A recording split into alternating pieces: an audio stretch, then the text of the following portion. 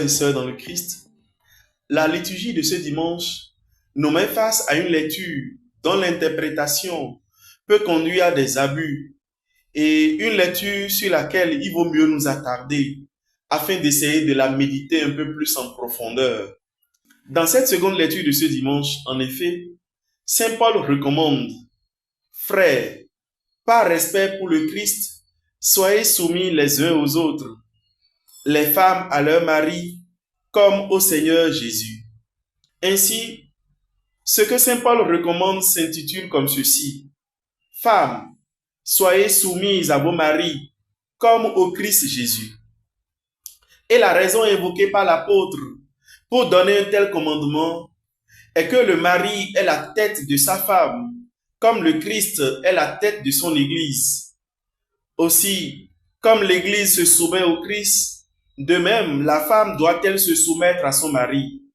Ce serait une insulte faite à Saint Paul que de ne pas essayer de bien comprendre ce commandement qu'il donne en le prenant sans plus.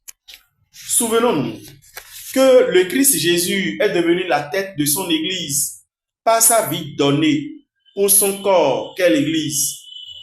Pour les hommes et les femmes qui croient en lui, pour l'Église, Jésus s'est totalement abaissé. En ses apôtres, Jésus a lavé les pieds à son Église et s'est mis à son service. Dans les malades et dans les souffrants guéris, Jésus a restauré son Église. Il lui a prodigué son amour et sa miséricorde. Sur la croix, Jésus a aimé l'Église, des hommes et des femmes, au-delà de nos mérites, de nos péchés, de nos faiblesses et de nos fragilités. Il nous a aimés jusqu'au bout et plus que tout. Il nous a aimés au-delà de nos insuffisances, devenant pour nous la source de la vie renouvelée. En Jésus, nous avons non seulement la vie, mais nous retrouvons la vie en abondance. Voilà comment Jésus est devenu concrètement la tête de l'Église. C'est la raison donc pour laquelle Saint Paul recommande aux maris: Vous les maris, aimez votre femme, à l'exemple du Christ. Il a aimé l'Église. Il s'est livré lui-même pour elle.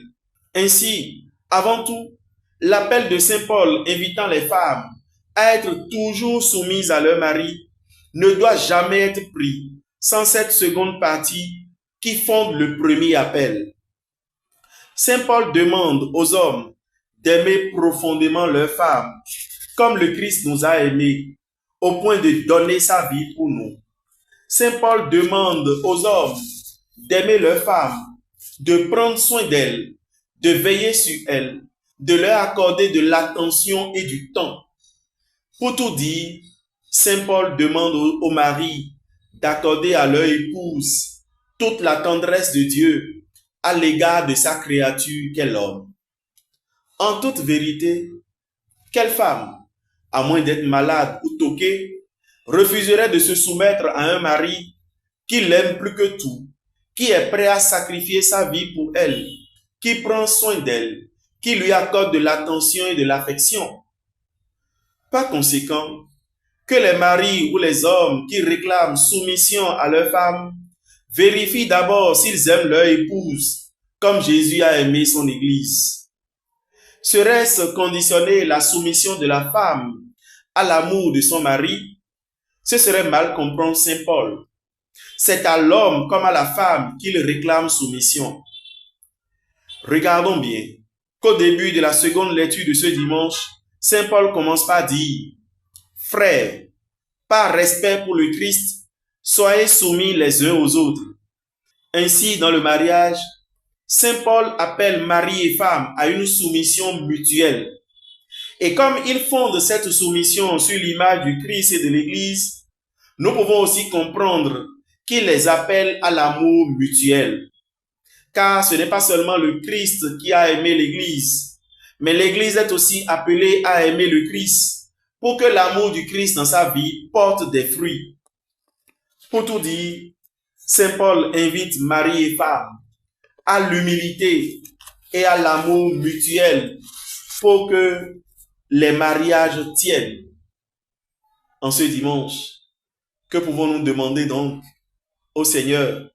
C'est la grâce de son humilité et de son amour dont il a fait preuve à notre égard, fondant son Église, qu'aux maris, qu'aux femmes, qu'à tous les mariés du monde entier, le Seigneur accorde de telles grâces, amour et humilité mutuelle.